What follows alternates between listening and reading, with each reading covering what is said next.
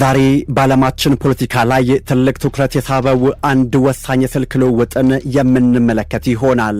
የዓለም ሕዝብ አይንና ጆሮ በዋሽንግተንና በቤጂንግ መካከል ያለው መስመር ላይ ተጠምዷል። የዓለማችን ሁለቱ ልዕለ ኃያላን መሪዎች ዶናልድ ትራምፕና ሺ ጂንፒንግ ረቡዕ ዕለት ስልካቸውን አንስተው ተነጋግረዋል። Chinese President Xi Jinping held a high-stakes phone call with his US counterpart President Donald Trump, reiterating his country's claims. ግን ምን ተባባሉ? ነገሩ ማስጠንቀቂያ ነው ወይስ የንግድ ድርድር? የብዙዎች ጥያቄም ሆኗል። የቻይናው መሪ በታይዋን ጉዳይ እጅህን ሰብስብ፣ ጥንቃቄ አድርግ ሲሉ ማስጠንቀቂያ አዘል መልእክት አስተላልፈዋል። በሌላ በኩል ደግሞ ዶናልድ ትራምፕ የስልክ ውይይቱን ድንቅና ግሩም ነበረ ሲሉ ማሞካሽተውታል። እንዴት ሆኖ ነው በአንድ የስልክ ጥሪ ውስጥ የጦር መሳሪያ ማስጠንቀቂያና የአኩሪ አተር ሽያጭ ድርድር አብረው ሊነሱ የቻሉት? ከሰዓታት በፊት ከሩሲያው ፑቲን ጋር ያወሩት ሺ ጂንፒንግ ለትራምፕ ምን የፖለቲካ መልእክት አላቸው? በሚቀጥሉት ደቂቃዎች የዚህን ወሳኝ የስልክ ጥሪ ሚስጥር፣ የ11 ቢሊዮን ዶላሩን የጦር መሳሪያ ስምምነት ውጥረትና የሁለቱን ሀገራት የወደፊት ዕጣ ፈንታ የቢቢሲን መረጃ ተንተርሰን የምንፈትሽ ይሆናል። የነገሩ መነሻ እንዲህ ነው። ረቡዕ ዕለት የቻይናው ፕሬዝዳንት ሺ ጂንፒንግ እና የአሜሪካው ፕሬዝዳንት ዶናልድ ትራምፕ በስልክ ተገናኝተዋል። ምንም እንኳን ትራምፕ ውይይቱን በጣም ጥሩና ጥልቅ ነው ቢሉትም ከቤጂንግ በኩል የተሰማው ድምጽ ግን ጠንከር ያለ ነበረ።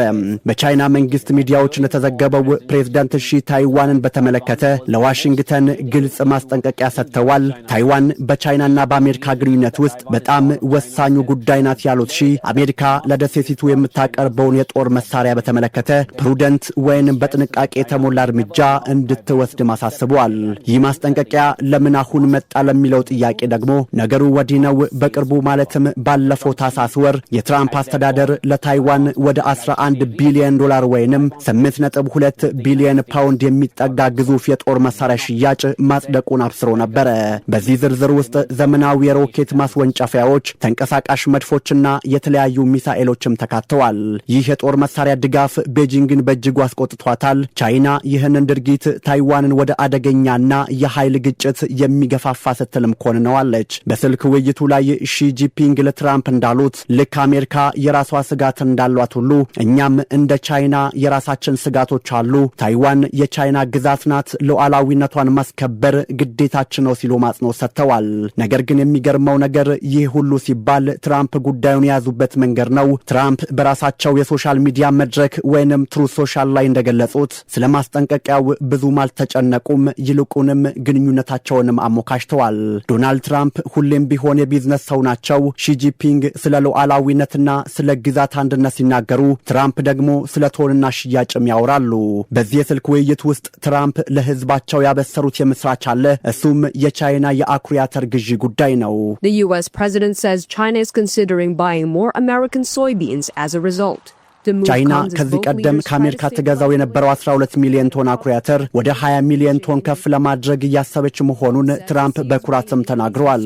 ይህ ብቻም አይደለም። ሁለቱ መሪዎች ቻይና ከአሜሪካ ስለምትገዛው የነዳጅና ጋዝ ምርትም ተወያይተዋል።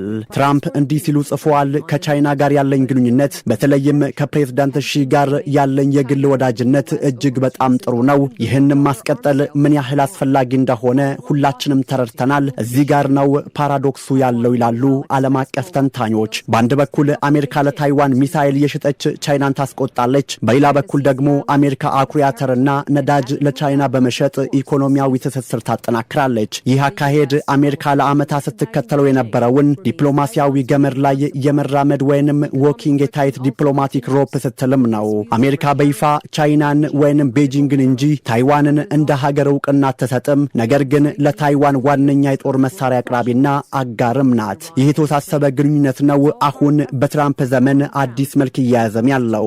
ነገሩን ይበልጥ ውስብስብ የሚያደርገው ሌላ ታይዋን አለ።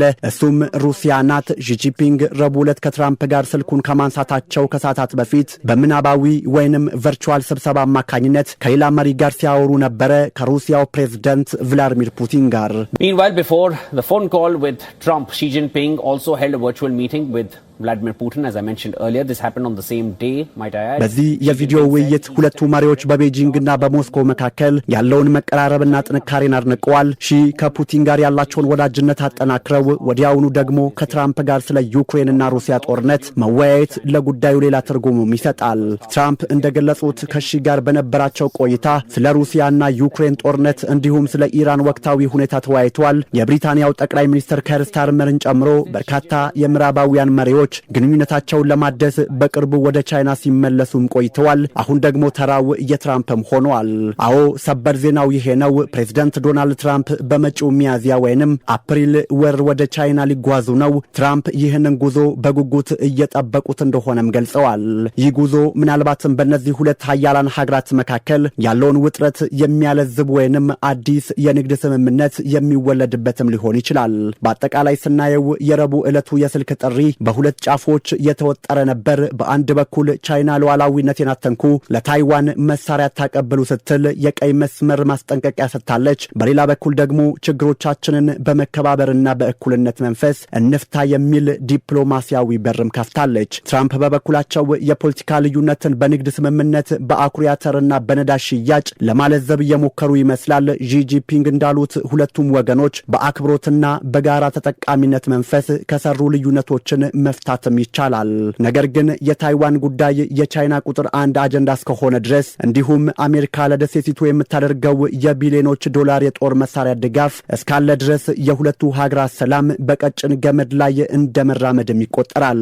በመጪው ሚያዝያ ወር ትራምፕ ቤጂንግን ሲረግጡ ምን ይፈጠር ይሆን? የአኩሪ አተሩ ዱቄት ወይስ የታይዋን ባሩድ ይሸታል? ጊዜ የሚመልሰው ይሆናል።